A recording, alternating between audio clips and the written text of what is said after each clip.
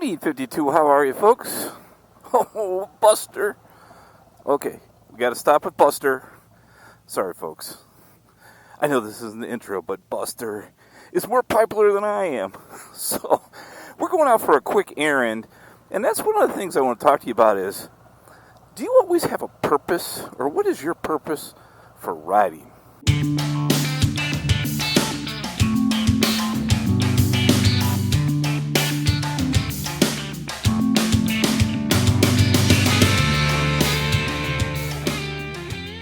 Alright, so I'm one of those guys that believe that you gotta have a purpose.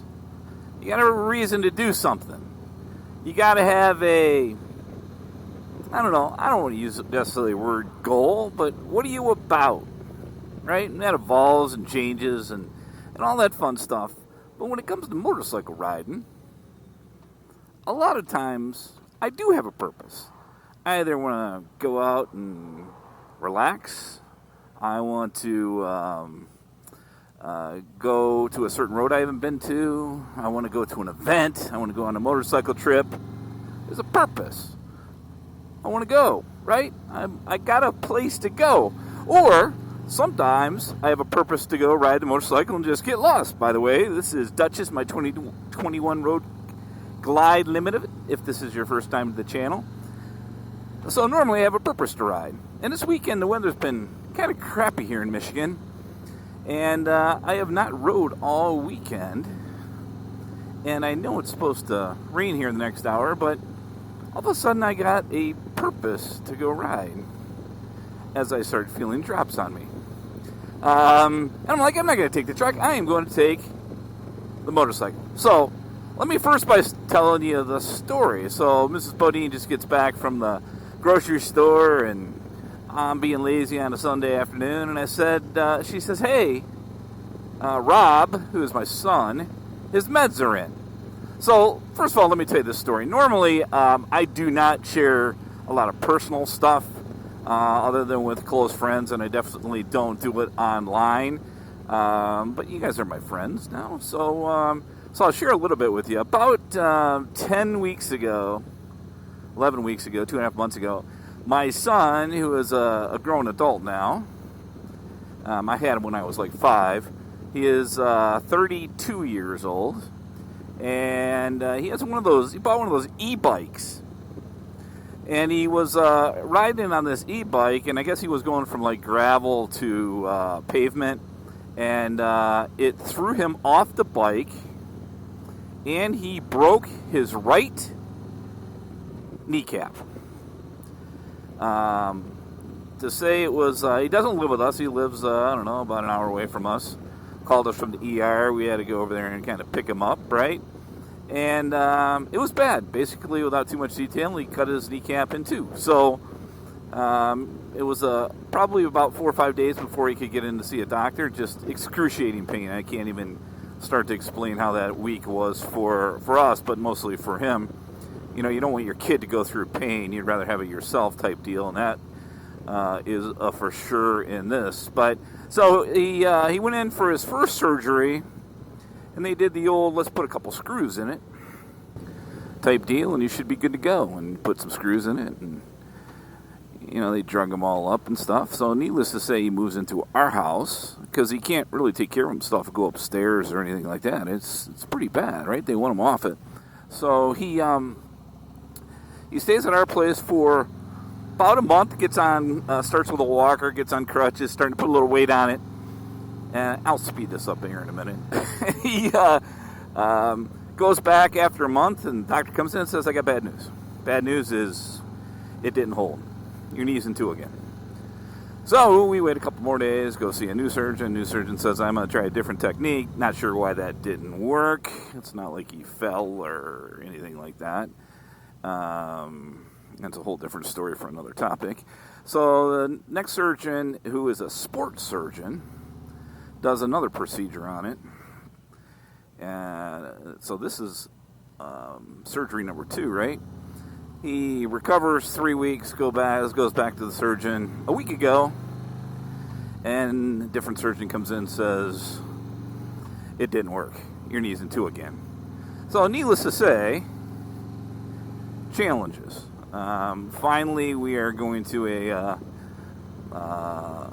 pretty notable reconstruction knee guy that we're comfortable with, and they're going to put some mobility device on him and stuff so he can't really move or anything else. But make a long story short, he is having surgery number 3 tomorrow morning, which will be, you'll see this on a Sunday. This is a week before, so he will be 6 days into post-surgery when you see this video. So, the doctor call in meds for him. Imagine that. Surgery's tomorrow. They call in meds. We have them when he gets home, even though we have some from the previous 2 surgeries. So, been pretty awful. So those folks that did not see me at VAM, my apologies. I know you guys were having an amazing time, and some friends that I was going to do a little vacation with afterwards. Again, my apologies. There's the popo, as my Southern Maryland wife would say. My apologies, but we just learned Friday he was going to have another surgery, and I wasn't going to, let my wife help take care of him or desert him to go do that. So, thus me not being at VAM, family first always. But make it a longer story, even a little longer. My wife says, "Hey, the meds are in. I'm going to go get them." And I go, no. You just got back from the store. Don't worry. I got this. I'll go out and get them. She goes, "That's so nice of you." She's like, "You want to ride your motorcycle, don't you?" I'm like, "Uh-huh." So, purpose. Go get meds for my son. Never thought you'd get that much information, would you? But before I forget, thank you to all the friends that have and continue to check on my son through me. I appreciate that a lot.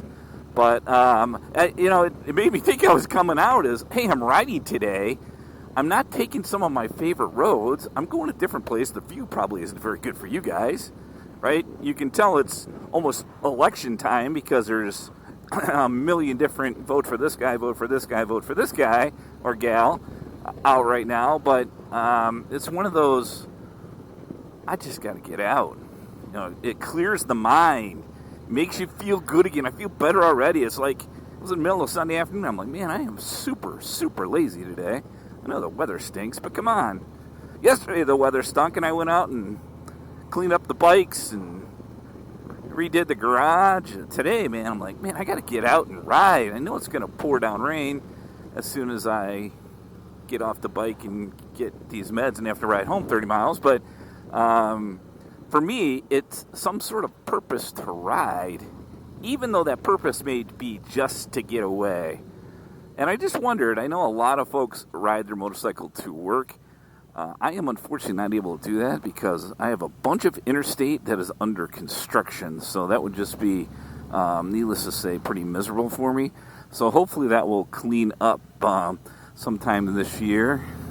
Hang on, buddy. Oh, just let you know, and I'll redo the video. She was probably there before me, but she was an elderly lady that didn't seem too pleased that I went out and around her. But my purpose is to go get some meds, but just to get out and ride because I haven't ridden in, 4 or 5 days, and it feels so good no matter how wet I get or how many knuckleheads pull in front of me. Having that purpose and the motorcycle makes pretty much all things as good as they can be, considering. So that is it, folks. I'd love to I'd love to hear from you on, do you have a purpose when you go out? And do you ride to work, or do you ride and do errands? I normally do not ride to do errands either. I always get in my truck and run them. I don't know if I think it takes away from my riding, but maybe after today, depending on how wet I get, I will do that. Do you guys have these roundabouts? I love these roundabouts when you're like by yourself on the bike because you can just fly around them, have some fun. But like that, it's pretty easy to, hurt yourself. But roundabouts, broken knees, purpose, rain, Sunday laziness, and fire trucks. That's what you get on the BoDean 52 channel. You all be safe out there. Thanks for checking in. definitely do appreciate the time that you spend out of your time with your family and your busy day to just listen to some knucklehead talk on his bike for 10 to 12 minutes. And appreciate you. Be safe out there. Make sure to go and check on a friend. Like I said, you never know what somebody's going through. And you all be safe. We'll talk to you soon. Bye-bye, folks.